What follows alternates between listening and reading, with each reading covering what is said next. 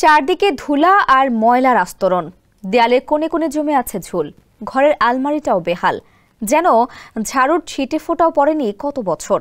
অযত্ন অবহেলায় এই আলমারিতে এলোমেলোভাবে ছড়িয়ে আছে শত শত বছরের পুরনো দুষ্প্রাপ্য বই। আছে 1792 সালের বইও। এসব বইয়ের অধিকাংশই পোকায় কেটে শেষ করে ফেলেছে।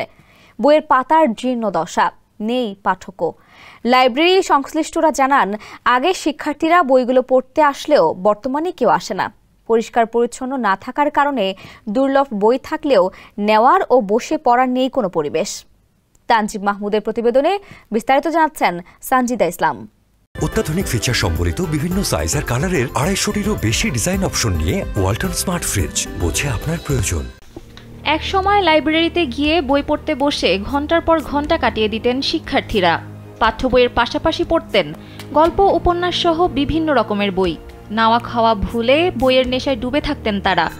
অথচ জগন্নাথ বিশ্ববিদ্যালয়ের অধীন পোগোজ ল্যাবরেটরি স্কুল অ্যান্ড কলেজের প্রাচীন লাইব্রেরিতে দেখা গেছে এর ভিন্ন চিত্র।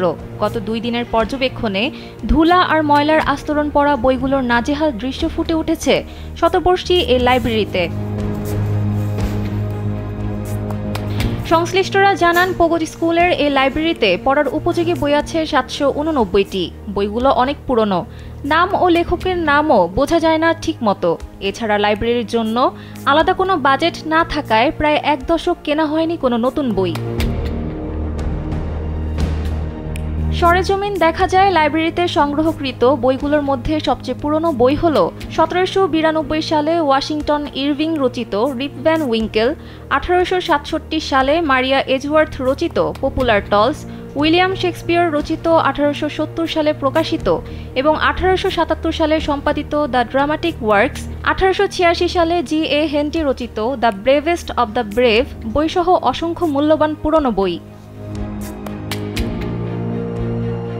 বইগুলো অযত্নে ফেলে রাখার কারণ জিজ্ঞেস করলে দায়িত্বরত লাইব্রেরিয়ান মাহমুদা আক্তার কালবেলাকে জানান, অনেক আগে থেকেই বইগুলো এমনভাবে নষ্ট হয়ে আছে। প্রধান শিক্ষককে একজন পরিচ্ছন্নতা কর্মীর ব্যবস্থা করে দিতে বললেও তিনি ব্যবস্থা নেননি। পোগোজের অধ্যক্ষ আব্দুস সাত্তার বলেন, লাইব্রেরিতে যে খরচ করা হয় তার পুরোটাই আসে শিক্ষার্থীদের ফান্ড থেকে। 2017 সালের পর থেকে নতুন কোনো বই কেনা হয়নি। এর আগে 2.5 লাখ টাকা সমমূল্যের বইয়ের তালিকা দিলেও সেই বইগুলো তারা হাতে পাননি। এ ব্যাপারে জগন্নাথ বিশ্ববিদ্যালয়ের উপাচার্য ডক্টর রেজাউল করিম বলেন, ব্যাপারটা আগে তাদের নজরে আসেনি। পোগোজ স্কুলের প্রধান শিক্ষককে ডেকে বিস্তারিত জেনে যত দ্রুত সম্ভব মূল্যবান বই ও ম্যাগাজিনগুলো সংরক্ষণের ব্যবস্থা নেবেন বলে জানান তিনি। সেই সঙ্গে নতুন বইয়ের ব্যাপারেও আলোচনা হবে। সানজিদা ইসলাম, কালবেলা।